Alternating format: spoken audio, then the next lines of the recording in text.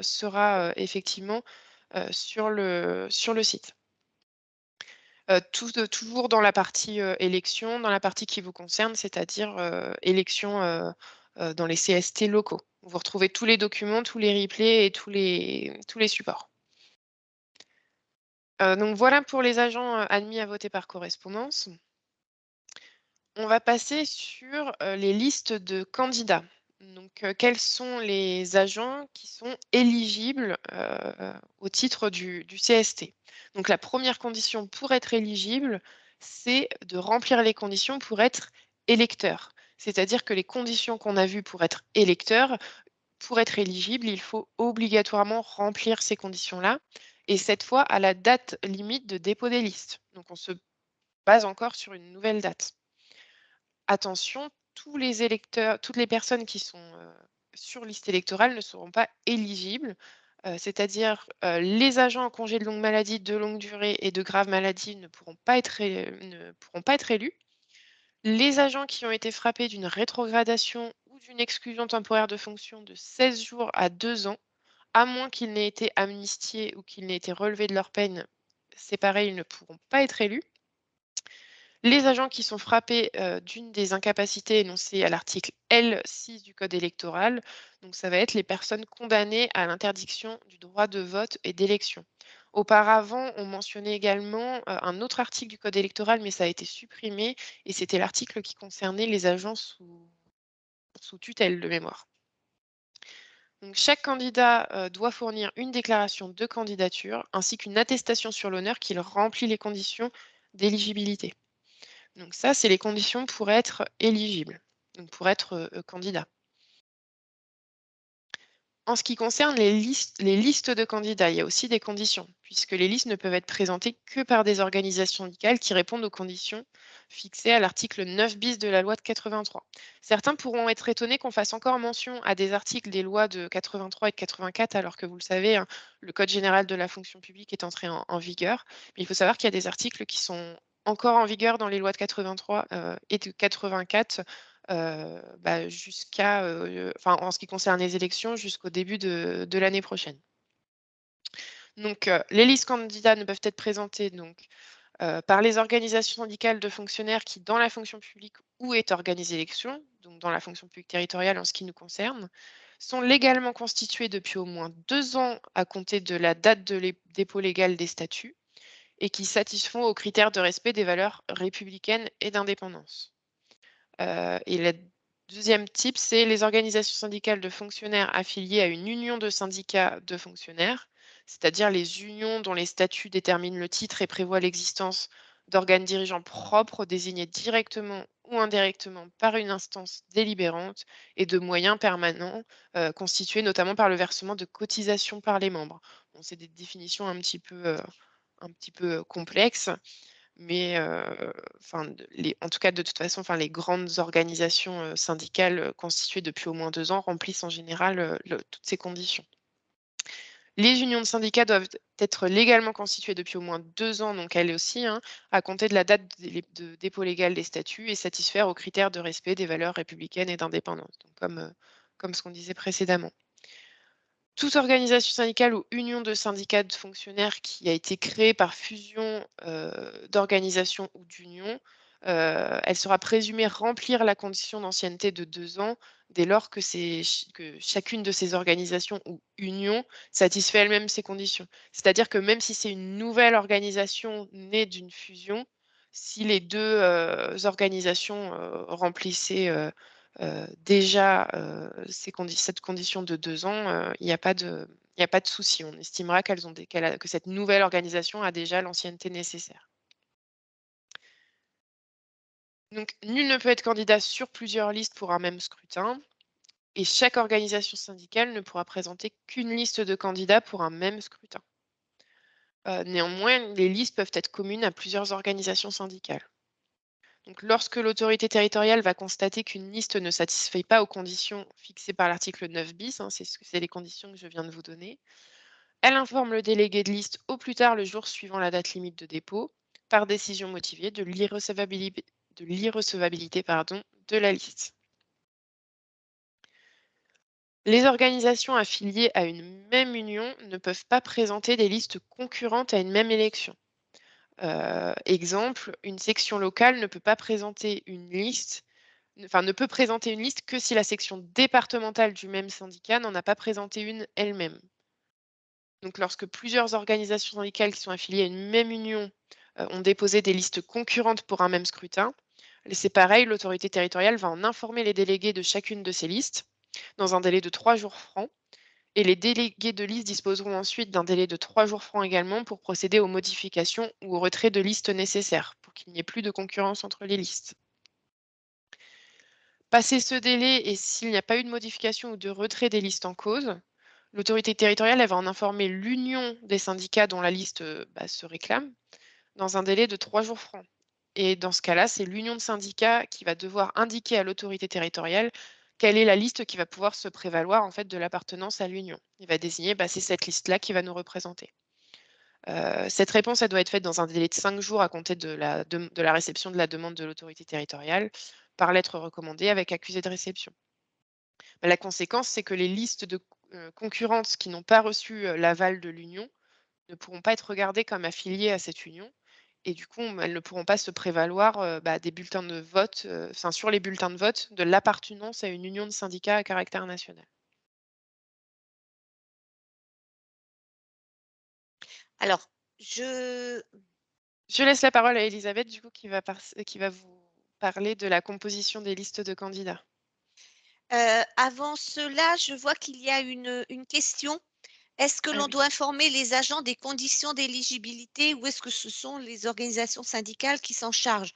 En fait, là, comme ce sont les organisations syndicales qui constituent les listes, moi, ce que je vous conseille, c'est que lorsque vous allez réunir les organisations syndicales, en fait, c'est de leur remettre une fiche sur les conditions d'éligibilité et puis après, c'est elles qui font leur affaire, d'informer de vérifier que les personnes, qu'elles contactent sont bien éligibles. Par contre, lorsque les listes vous seront remises, il vous reviendra bien évidemment de vérifier si les conditions sont bien remplies. Alors, nous allons voir la composition des listes. Par rapport à la composition, il y a deux principes, puisque vous avez le respect du nombre de candidats et également la parité, hommes-femmes.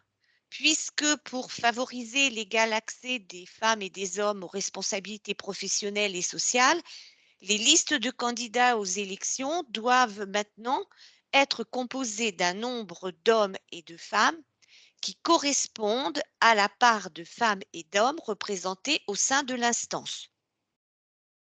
Donc, vous allez devoir déjà, heu, comme Marine vous l'a dit, calculer en fait dans votre effectif au CST quel est le pourcentage d'hommes et de femmes et communiquer lors des réunions préparatoires ce pourcentage aux organisations syndicales, puisqu'ensuite ce pourcentage devra être respecté dans la composition des listes que les organisations syndicales vous déposeront. Alors, il y a un bémol, c'est-à-dire que lorsque vous allez appliquer ce pourcentage, bien souvent, on n'aboutit pas à un nombre pair, mais donc à une décimale et dans ce cas-là, l'organisation procédera à l'arrondi, soit à l'entier supérieur, soit à l'entier inférieur. Chaque liste déposée devra mentionner donc les noms, prénoms, sexe de chaque candidat et devra indiquer le nombre d'hommes et de femmes, de façon à pouvoir vérifier que le nombre respecte bien le pourcentage indiqué. Alors ensuite, autre principe à respecter, c'est que vous allez fixer pour chaque CT, vous allez fixer un nombre de représentants titulaires. Donc la liste devra comporter normalement, si elle est complète, le double de représentants titulaires qui correspondent aux suppléants, puisque chaque titulaire a un suppléant. C'est-à-dire que, par exemple, pour 3 représentants titulaires, mais la liste au complet comportera 6 noms. À partir de ces 6 noms, vous pouvez avoir une liste incomplète qui correspondra aux 2/3 de 6, soit 4, et au plus, au double du nombre de représentants titulaires et suppléants. Donc, le complet, la liste complète, c'est le double du nombre de représentants titulaires. Incomplète, c'est au moins les 2/3 de ce nombre. Et les maxi, c'est au plus le double de ce nombre. Alors, vous savez que par rapport, ça on l'a vu la dernière fois, par rapport à l'effectif de, de personnel, d'agents qui rentrent dans le CST, vous avez des limites par rapport au nombre de titulaires. Moi, ce que je vous conseille, surtout pour les collectivités qui sont juste au seuil de 50, c'est de ne pas aller au-delà de 3 parce que 3 titulaires, ça fait déjà 6 membres et ça fait plus de 10% de l'effectif. Donc, les organisations syndicales, quelquefois, ont du mal à trouver, si vous prenez le nombre supérieur, elles ont quelquefois du mal à trouver assez de volontaires pour déposer des listes complètes. Donc, le but, ce n'est pas non plus d'aller dans les chiffres maxi. Il faut être vigilant par rapport à ça pour ensuite qu'il n'y ait pas de soucis dans la composition des listes. Et bien évidemment, les listes doivent comporter un nombre pair de noms, puisque pour un titulaire, on a un suppléant. Alors, vous avez ensuite un tableau. Alors, j'ai le même souci que Marine, mon affichage étant tout petit. Je vais essayer quelque chose. Non, c'est encore pire. Bon, alors attendez, je le reprends. Je ne sais pas pourquoi. Le Donc, nous vous avons fait je vais faire avec. Nous avons préparé un tableau avec un exemple avec 3 membres titulaires et 70,50% de femmes. Donc, vous avez la liste incomplète, donc qui est minimum des 2/3, va comporter 4 noms. À ces 4 noms, nous appliquons le pourcentage de 70,50%, ce qui nous fait 2,82% de femmes. Donc, l'organisation syndicale aura soit le choix d'arrondir à l'inférieur, ce qui nous fait 2 femmes et 2 hommes pour atteindre 4, soit si on arrondit au supérieur, ça nous fait 3 femmes et donc il n'y aura plus qu'un homme. Pour la liste qui est complète avec 6 noms, le principe est le même, on applique le coefficient de 70-50% et nous arrivons à 4,23. Donc là, le choix, l'arrondi inférieur, 4, donc 4 femmes, 2 hommes pour compléter. L'arrondi supérieur, ça nous fait 5 femmes et un homme. Ensuite, nous vous avons décliné les différentes possibilités de listes pour arriver jusqu'au maximum de 12. Donc, de la même façon, 8, puisqu'il faut toujours un nombre de pairs, on applique le pourcentage, on arrive à 5,64. Donc, à l'inférieur, on a 5 et 3 hommes. Au supérieur, on a 6 et 2 hommes. Et ainsi de suite jusqu'à 12. Je ne vais pas tous les faire. Donc voilà, si vous avez des soucis, on pourra revenir, mais c'est assez simple. Alors, les modalités de dépôt des listes. Donc les listes, les organisations syndicales doivent vous déposer les listes au moins 6 semaines avant la date du scrutin. Donc les listes doivent être déposées au plus tard le jeudi 27 octobre 2022. Donc, il vous revient à partir du dépôt des listes alors, je suis allée un petit peu trop vite.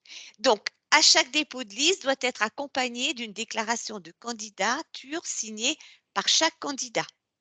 Alors, moi, ce que je vous conseille, c'est c'est de donner un modèle aux organisations syndicales, parce que comme ça évite d'avoir 36 modèles différents et pour vous, c'est plus simple ensuite de vérifier.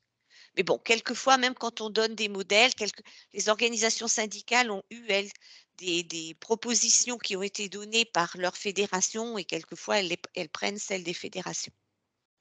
Alors, la liste déposée doit également mentionner le nom d'une d'une personne qui va représenter cette liste et, le cas échéant, d'un suppléant. Donc, la personne qui est référente pour la liste n'est pas forcément une personne qui est candidate dans la collectivité. Ça peut être un responsable syndical extérieur à la collectivité. Et donc, ce référent peut également avoir un suppléant. Donc, le dépôt, lorsque l'organisation syndicale vous dépose la liste, vous délivrez un récépissé. Ce récépissé ne signifie pas que la liste est recevable et que la liste est complète, etc. C'est simplement, elle atteste de la date et de l'heure à laquelle vous avez reçu la liste.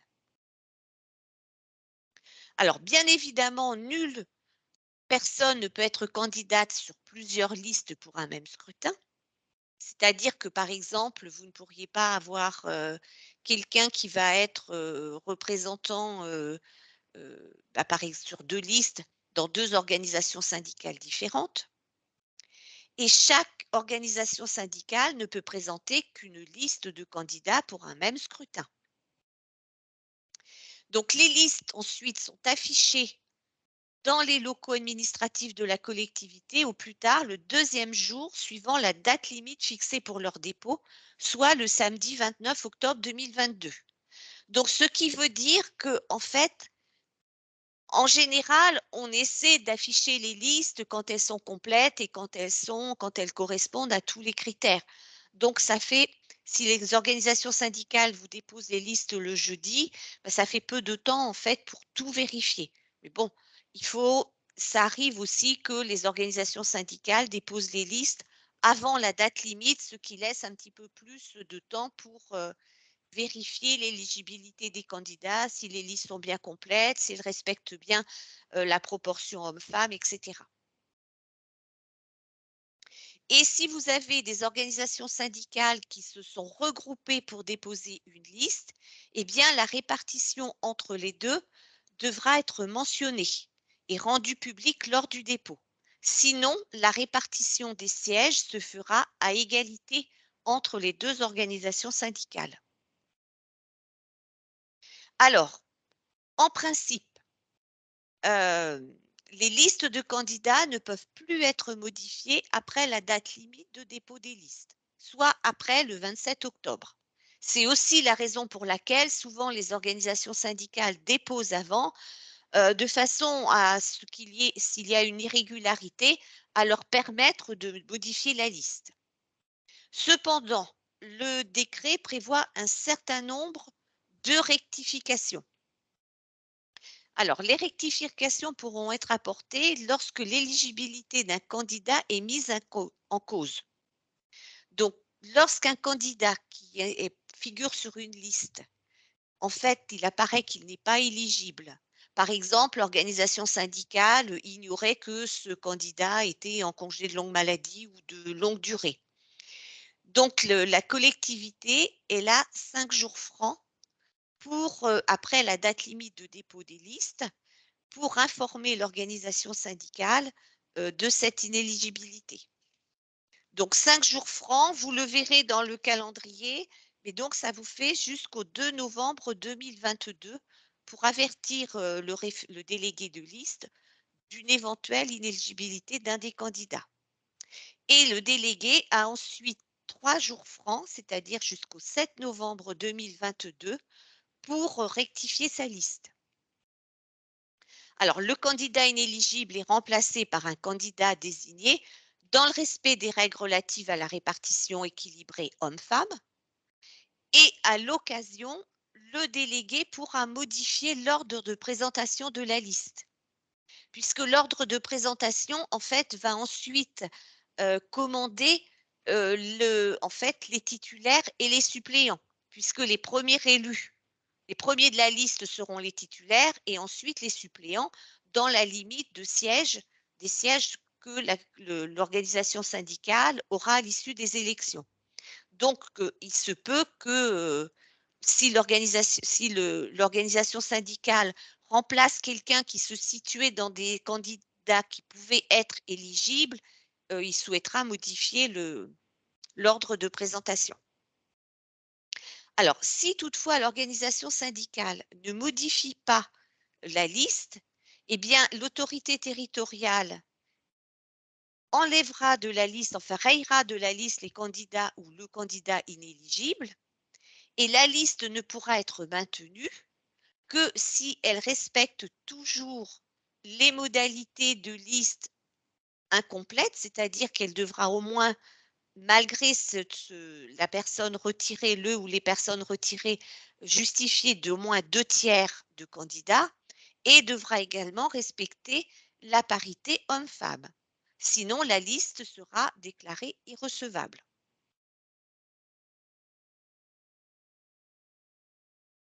Alors, lorsqu'une organisation syndicale a fait un recours contre le refus de recevabilité de la liste par l'autorité territoriale, c'est ce que Marie nous a exposé tout à l'heure.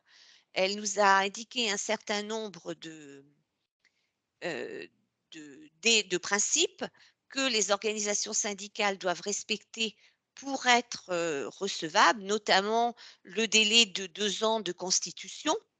Donc, si l'autorité territoriale a déclaré une liste irrecevable et que l'organisation syndicale a fait un recours, eh bien, si vous voulez, le juge administratif dispose d'un délai de 15 jours pour rendre sa décision. Donc, les délais de possibilité de rectification que je viens de vous énoncer, ils seront appliqués à l'issue du jugement du tribunal administratif sur la recevabilité de la liste. C'est-à-dire que l'on examine déjà la recevabilité de la liste et ensuite, si toutefois la liste était déclarée recevable par le juge, eh bien, les délais permettent la rectification de candidats inéligibles s'appliqueront. On commence par vérifier la recevabilité avec le juge administratif et après, on applique les principes de rectification de candidats, le cas échéant, inéligibles. Par contre, si le fait motivant l'inéligibilité est intervenu après la date limite de dépôt des listes de candidats, le remplacement du candidat inéligible est alors possible jusqu'au 15e jour. Alors là, je précise bien, c'est-à-dire que le candidat jusqu'au 27 octobre était éligible, mais il devient inéligible après cette date. Par exemple, quelqu'un viendrait en congé de longue maladie après le 27 octobre. Dans ce cas-là, l'organisation syndicale a jusqu'à un délai supplémentaire pour le remplacer.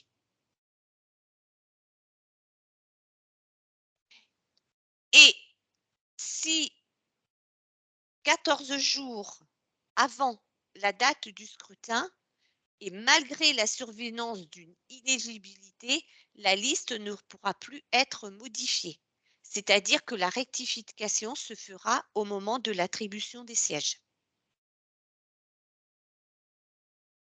C'est un peu compliqué quand on l'expose de cette façon, mais en fait, c'est parce que on vous expose tout en même temps.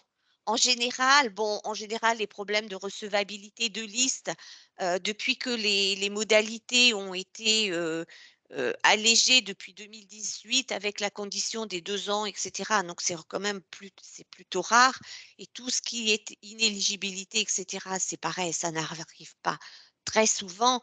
Donc c'est vrai que c'est des choses qui paraissent très complexes, mais que lorsque l'on est dedans, on les voit les unes après les autres et délai après délai, donc c'est quand même plus clair. Mais exposer comme ça de façon brute, c'est plus compliqué. Ça paraît compliqué. Alors je regarde, il y a pas mal de questions. Non, en fait, il y en a pas tant que ça. Alors je comprends pas trop la question de madame, de Lille. Je pensais qu'un simple courrier pour les OS suffisait. Je pense qu'il s'agit par rapport à la consultation des organisations syndicales, parce que vous avez D'accord. parlé de réunions avec les organisations, Alors, syndicales. il y a 2 choses différentes. La consultation, c'est sur des points bien précis. La consultation, c'est sur ce que l'on a vu la dernière fois, c'est-à-dire le nombre de représentants du personnel, le rétablissement de la parité en fixant le même nombre de représentants des collectivités. C'est également sur le recueil du vote des représentants des collectivités. Ensuite, moi, je vous conseille, lorsque vous aurez des organisations syndicales, si vous avez une organisation syndicale déjà auprès de votre comité technique, ou si vous avez des organisations syndicales qui se sont fait connaître, ça peut être utile d'organiser une réunion pour leur communiquer les effectifs, pour leur communiquer le pourcentage, pour voir un petit peu comment vous allez vous organiser. C'est quelque chose, ça n'est pas obligatoire, mais c'est conseillé de faire cette réunion, peut-être pas dès maintenant, mais un petit peu plus tard, si vous voulez, vers le mois de juin ou même à la rentrée pour l'organisation des scrutins. C'est quand même bien de vous parler par rapport avec les organisations syndicales qui seront véritablement intéressées pour déposer des listes dans votre collectivité. Alors, que faire quand vous n'avez pas d'organisation syndicale? Eh bien, soit on vous a mis la liste, vous pouvez vous-même consulter les organisations syndicales dont on vous a donné les coordonnées et vous verrez bien celles qui vous répondront. Et dans ce cas-là, vous pouvez entamer le dialogue avec celles-ci. Ou alors, vous pouvez également, ça arrive quelquefois, que des organisations syndicales spontanément vous contactent parce qu'elles sont intéressées pour déposer une liste. Elles pensent qu'elles vont pouvoir déposer une liste dans la collectivité. Alors, j'ai reçu une question sur la boîte élection pendant la réunion et je pense que ça va servir à tout le monde. Donc, ce sont les organisations syndicales qui demandent la liste complète des électeurs à une collectivité et la collectivité demande si elle peut leur transmettre cette liste. Ah bah bien sûr, les organisations syndicales doivent bien sûr les organisations syndicales doivent disposer de la liste des électeurs, puisque la liste des électeurs, c'est dans cette liste qu'elles vont puiser leur liste de candidats. Donc, elles doivent disposer de qui est électeur pour ensuite déterminer qui est potentiellement éligible. Et c'est tout pour l'instant pour les questions. Je ne sais pas s'il reste des questions en suspens. Donc, la présentation à ce stade est terminée puisque nous rentrerons plus dans le détail de l'organisation du scrutin au début du mois de septembre. Ça nous a paru un petit peu tôt à cette période de l'aborder dès maintenant, dans la mesure où vous allez vous préparer au scrutin véritablement à la rentrée. De toute façon, d'ici là, si vous avez des questions, on est bien entendu à votre disposition. Est-ce que à ce stade, notre conseil n'est que le 14 juin? Ah, bah, j'aurais envie de dire, par rapport à madame Touchard, mieux vaut tard que jamais, hein. Effectivement, s'il n'est que le 14 juin, il aurait été bien de fixer la date par rapport à cet impératif du 8 juin. Après, si ça n'est pas possible, eh bien, faites le 14. Je ne peux pas vous dire autre chose. De toute façon, quelque part, il faut que le CST soit mis en place. Donc, je vois pas trop qui, à partir du moment où cette délibération doit arriver. Donc, c'est sûr qu'il vaut mieux faire en sorte de prévoir son conseil municipal ou son conseil communautaire avec cette date du 8 juin. Si ça n'est vraiment pas possible, eh bien, voilà, il faut acter que ça n'est pas possible.